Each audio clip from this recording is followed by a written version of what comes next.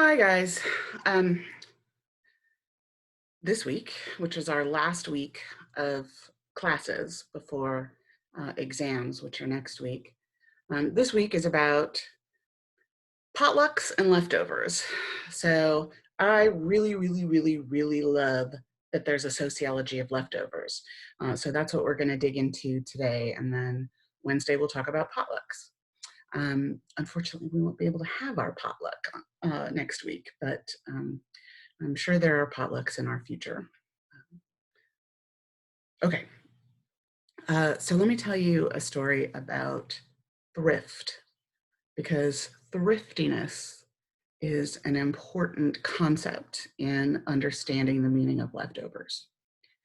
Um, my husband is a self-described cheap bastard. That's what he calls himself. By this, I think he means that he's good at bargain hunting when it comes to the things he wants to buy, like bicycles and stereo equipment and that sort of stuff. I would argue that he's not thrifty, though. Um, he may be cheap, but he's not thrifty. For example, if he opens the fridge and can't actually see the peanut butter or the eggs or the bread or the yogurt right in front of his man eyes, he goes out and buys more. Uh, and that leaves the existing container of whatever it was to languish in the back of the fridge until I do something about it. Because I am not cheap, but I am thrifty. So let's talk about what thrift means. Um, because eating up leftovers is thrifty. So let me show you how I'm thrifty. There's a good story from a few years ago when I served some delicious chicken soup for dinner one night. What I didn't bother to tell my husband was that it was made with the chicken that we had left for the babysitter the night before, who had eaten some of it straight out of the crock pot and left it sitting on the kitchen counter on warm all night long until I discovered it the next morning. So I didn't tell him that, nor did I tell him that the soup involved a half a jar of salsa verde that had been sitting in the fridge door shelf for several weeks, nor did I tell him that I used a can of hominy from the back of the pantry that was dated Best by May 2013. And I didn't tell him what I was really calling the recipe, to myself at least, which was Fasoli of the Damned.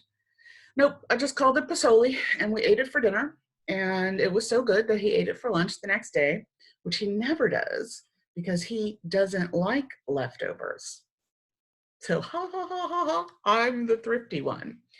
Anyway, the reuse of leftovers is thrifty because it requires sacrifice. It requires sacrifice by usually individual family members for the greater good of the whole family or household, just whoever is the group of people who are eating together.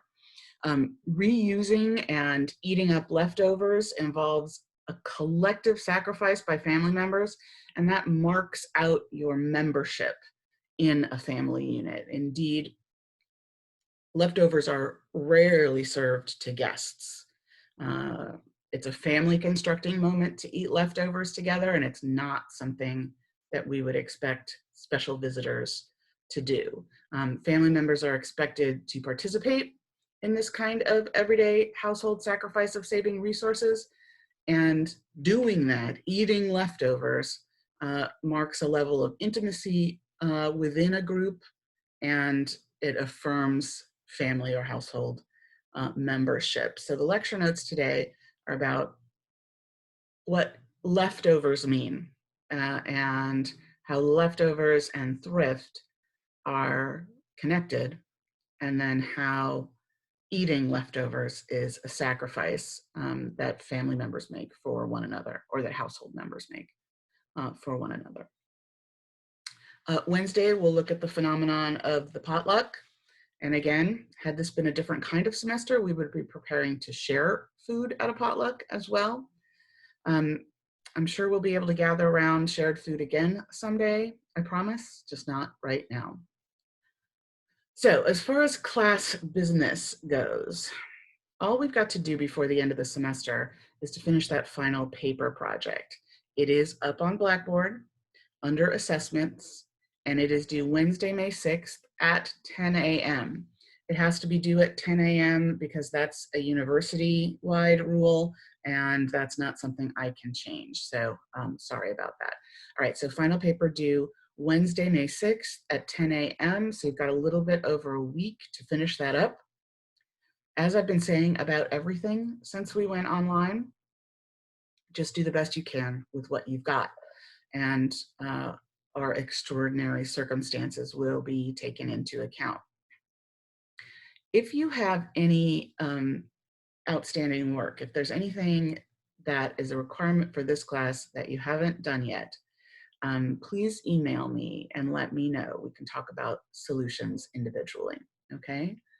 So eat up your leftovers and hang in there, Huskies. All right, bye-bye.